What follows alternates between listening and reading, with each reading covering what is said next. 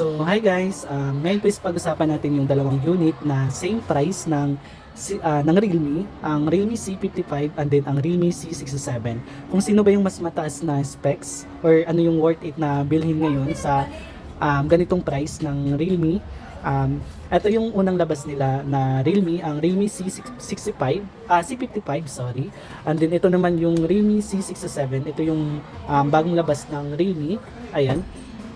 So, pagdating sa price nito, under 10,000 po yung price nito. Meron silang dalawang variant. Meron siyang 128, meron din siyang 256 GB. Ito pagdating sa C55 sa design tayo. Etong Realme C55, meron siyang matte finish dito sa may likod, pero made in plastic po. And then, meron siyang shiny effect dito sa may camera module niya para mag-highlight yung pinaka-camera niya dito. So, pagdating sa sa design niya sa may gilid, naka-flat design na din siya ngayon. Pero meron siyang single speaker. Ayan, ito na yung mic. Hindi naka Type-C, 33 watts supported nito. Pagdating sa display niya, 1080p by 1080p yung pinaka-resolution nito, naka Full HD Plus tayo dito. And then naka-supported din to for 90Hz yung pinaka-refresh rate niya. And then yung peak brightness nito, umabot to ng 680 peak brightness nito. So, yung design naman nito, may siyang 7.89mm ultra slim design. So, meron tong dalawang kulay. Yun yung, ito, sun shower. Ito yung natin, kulay black natin ngayon. Ito yung sun shower, yung isang kulay nito. So, sa pagdating sa battery nito, 5,000 mAh massive battery. Supported din tayo for 33 watts super book charge. Inside the box, Realme UI 4.0 based on Android 13. So, meron din pala itong tinatawag natin na mini capsule. Yan yung nag-i-expand yung pinaka-camera yung module niya dito. And then, bukod nun, meron siyang up to 200 volume. So, kaya niya mag-produce ng volume nito ng malakas ng up to 200. So, segmented fingerprint, ayan. And then, ito yung display niya, 6.72 yung size ng screen. Pagdating sa processor nito, powered na siya ng MediaTek Helio G88, yung pinaka-processor nito. So, meron tong dalawang variant, yung 8GB 256, and then yung pinakamurang variant niya is 6GB 128 internal storage. So, in terms of camera, eto, yung camera nito, meron siyang 64MP, pero yung sensor na ginamit dito, kung familiar kay Realme GT Master Edition, yun yung 64 megapixel nun, ginamit po dito kay Realme C55. So, pagdating sa mga low light, kung alam mo naman talaga yung quality ng makapture natin dito kay Master Edition natin na GT, yun po yung makukuha natin dito kay Realme C55. So, meron siyang dalawang camera dito. Meron siyang 64 megapixel and then 2 megapixel sa portrait mode. Yun yung black and white. So, ayan. So, sa pagdating sa more, kundi lang naman meron siyang slow-mo, time-lapse, pro mode, and then panorama.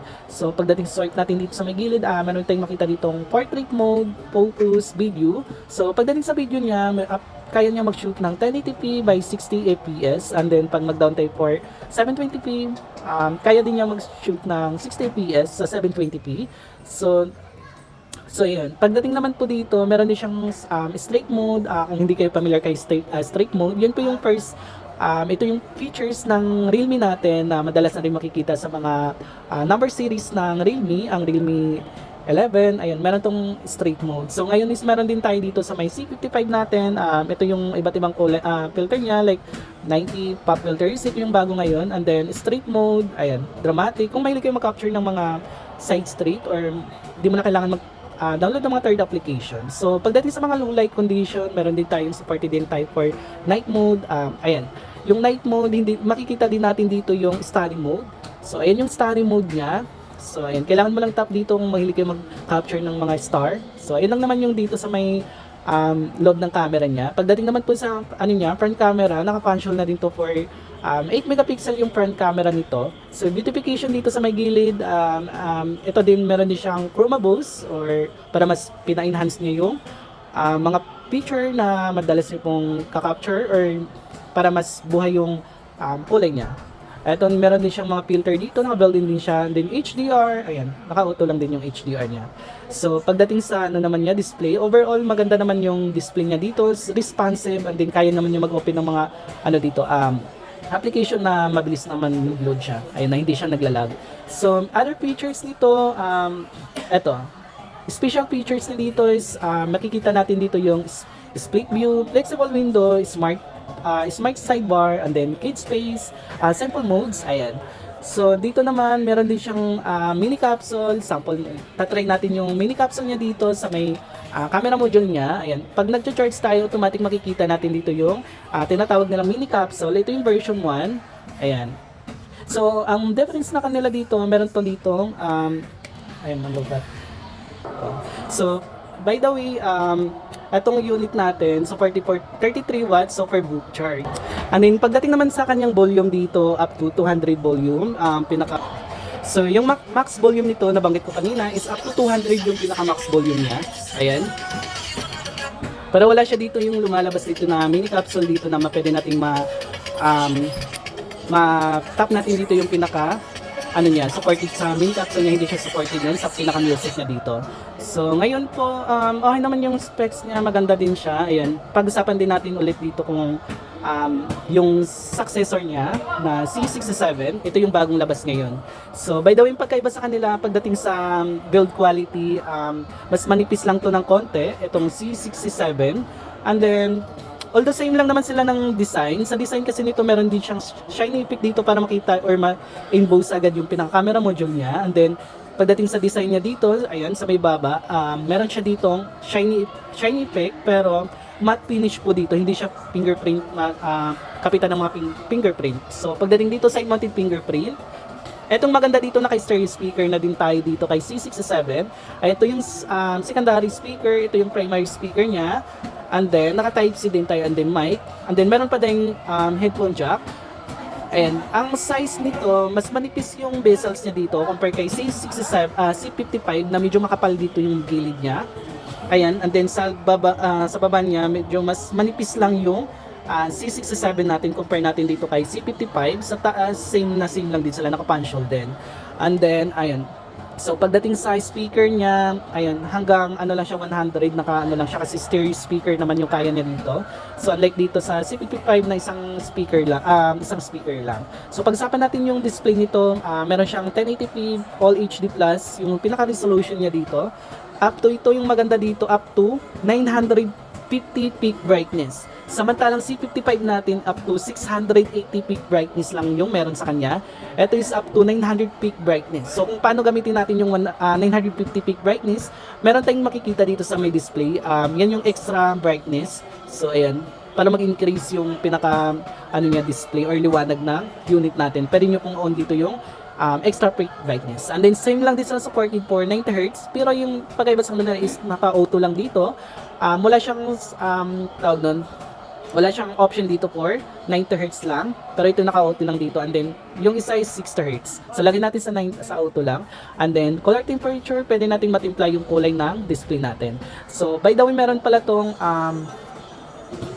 Realme UI Realme UI based on Android 14. Ito yung maganda dito, inside the box, Android 14 na yung pinaka-OS niya dito, unlike kay Realme C55 na naka lang to, Android 13 inside the box. Ayan, Android 13, samantalang dito Android 14 na. And pagkaiba sa kanila dito, Qualcomm Snapdragon 685, yung processor ng C67 natin, meron din itong dalawang variant, paano siyang 128 dito, meron 8GB 128, and then 8GB 256 na internal storage dito kay C67. So in terms of display, mas mataas yung display natin dito kay Realme C67. So mas panalo siya dito pagdating sa display kay C67. And then pagdating sa battery, 5000 mAh massive batteries, 33 watts, same lang po sila dito. So it's 6 nanometer lang tong 6 nanometer na din yung pinaka-processor na ginamit dito kay Realme C67. Ayan, pagdating naman dito sa mini capsule niya, ito, pagdating sa display, hindi makita nyo kung mini capsule, mas 2.0 na yung nilagay dito kay Realme C67, mas in-upgrade yung mini capsule niya. Pwede na natin maka-customize dito yung battery status, music, event, and weather, and data usage, and step. Pwede na natin siyang maka-customize. Sample ito yung check natin yung mini capsule niya, ay lumalabas din siya pagdating sa charging speed niya, and then, sa music. Ito yung wala dun sa C55 pagdating sa music. So sa music naman ito, pwede na natin siyang ma-customize dito. And meron siyang animation dito sa may taas. And then pwede natin yung itap, tapos next, or pabalik. sa pinaka-music niya. Ayun yung maganda sa kanya. Mas in-upgrade na dito pagdating sa Realme UI sa kanya. Although good yun, mas maganda yung sound effect dito kay C67. Mas buo siya. Ayan.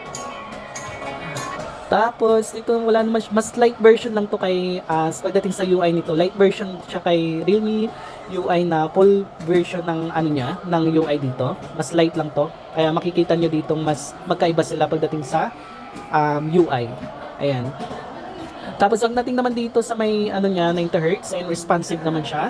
And then camera. So pagdating sa camera niya, meron tong 108 megapixel AI camera. Ito yung dito natin na makita natin sa may option ng high resolution. Yan yung 108 megapixel na camera niya. Pagdating naman dito, swipe natin dito, ito yung per C series na nagkaroon ng portrait na with 3 times. Ayan, 3 times. May siyang 3 times in sensor zoom. So ito yung per C series na nagkaroon nito kasi ang last na C series na nilabas na Realme, yun po yung Realme 11 Pro Plus na meron siyang 3 times portrait mode. So ito yung sinabi ng Realme, kahit naka-zoom in siya ng 3 times, so mas sharp pa rin yung images natin makuha dito compare natin sa mga other device. Ayan yung bagong ginamit dito kay Realme C55. So, ito yung 108 megapixel plus 2 megapixel depth sensor. And then, pagdating sa video niya, ito lang yung downside niya pagdating kay C55. Kasi C55 kasi natin kaya mag-shoot ng 1080p by 60 fps. Ito hanggang 30 fps lang siya. Pero ang maganda naman dito, good thing dito, meron siyang ultra steady mode na kahit magbe-video kayo, mas stable pa rin yung video niya na makaka-capture natin dito sa C67 natin. And then, di pa rin nawala dito yung straight mode. Ayan, may option na tayo dito sa straight mode. And then, ayan, nandito pa rin yung mga iba't ibang filter niya dito. Night mode, pagdating dito, wala lang siyang study mode. Study mode kasi natin, study mode, wala tayo dito kay C67 na meron dun sa C55. So, pagdating sa more kompleto pa rin siya dito, Pro mode, mas marami siyang option dito. Itong movie type, slow-mo, time-lapse, stick scanner, and then tilt shift. So, sa movie type, kung mahilig kayo tawag nun, magbablog, pwede natin ma-customize dito yung camera settings natin dito kay C67. So, in terms of front camera, so sa front camera nito, same sila kay C55 na meron tong 8 megapixel front-facing camera. So, ayan. Although goods naman, mas may nakita naman akong difference pagdating sa dalawang unit nito. Parehas naman sila maganda, pero pagdating sa camera, mas mataas yung camera nito. And then sa processor, Qualcomm Snapdragon, compare natin kayo na lang mamili dyan kung type mo si MediaTek or Qualcomm Snapdragon dito kay C67 and then kay C55.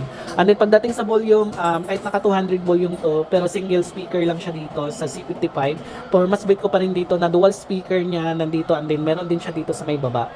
And then yung mini capsule, mas in-upgrade talaga dito pagdating sa C67 compare natin dito kay C55.